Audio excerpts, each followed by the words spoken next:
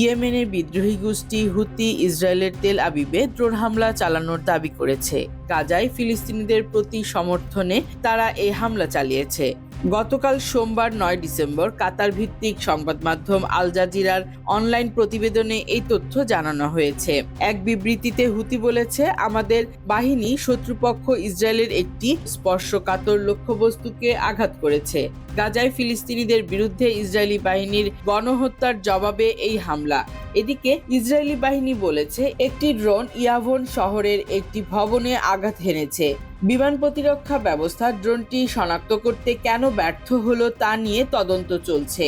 হুতি গোষ্ঠী জানিয়েছে, এই অভিযানে তাদের উদ্দেশ্য হাসিল হয়েছে, তবে এর বেশি কিছু বলেনি গোষ্ঠীটি।